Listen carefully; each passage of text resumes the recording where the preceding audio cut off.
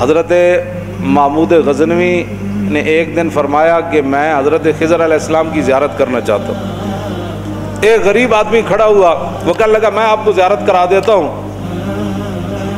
لیکن ایک شرط ہے، میں غریب ہوں، 6 مہینے کا خرچہ آپ کو دینا ہوگا میرے بچوں کا۔ اس نے کہا ٹھیک ہے۔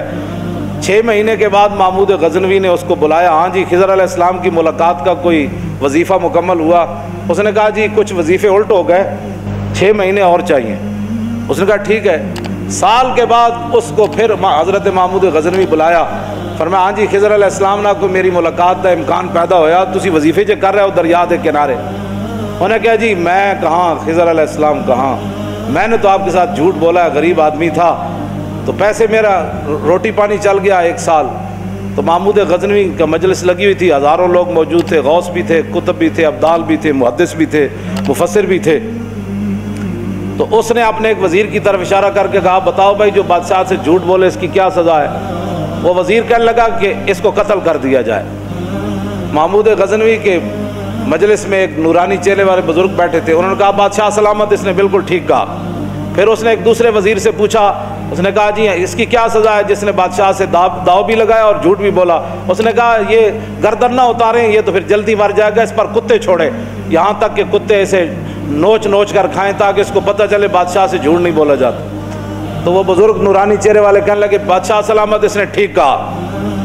پھر اس نے حضرت ایاز کو کہا، ایک ہی صف میں کھڑے ہو گئے محمود و ایاز۔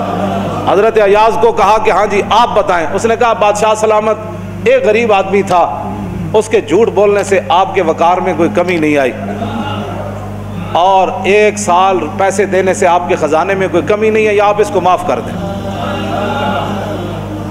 وہ نورانی چہرے والا بزرگ کہنے لگا بادشاہ سلامت بالکل اس نے ٹھیک کہا۔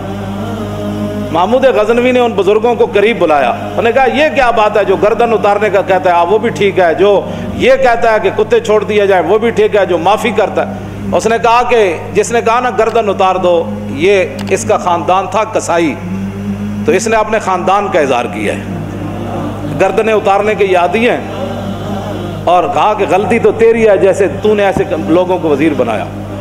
اس نے کہا جس نے کتوں کا کہا نا کتے چھوڑو، اس کے آباء و اجداد بادشاہوں کے کتے نہلایا کرتے تھے۔ اس نے اپنے خاندان کا اظہار کیا ہے، اس نے اپنی فطرت اپنے خون کا بتایا ہے، اور کہا کہ رہ گیا ایاز تو یہ سید ہے، اور سید کربلا میں لٹے بھی گئے تو اف نہیں کی، اپنا سودا بیچ کر بازار سونا کر گئے، کون سی بستی بسائی تاجران آل بیت۔ کیوں جی کہا یہ سید ہے۔ جب یہ کہا نا یہ سید ہے تو محمود غزنوی کرسی پر کھڑا ہو گیا، وہ کہنے لگا ایاز تو نے آج تک بتایا ہی نہیں میں آل رسول ہوں، اتنا ظلم کیا تو نے بتایا ہی نہیں آج تک۔ تو حضرت ایاز فرمانے لگے کہ اچھا میرا راز ان بزرگوں نے کھولا تو میں بھی آپ کے سامنے ایک راز کھولنا چاہتا ہوں۔ انہوں نے کہا جی وہ کیا ہے؟ انہوں نے کہا یہ جو بزرگ ہے نا یہ خود حضرت خضر علیہ السلام۔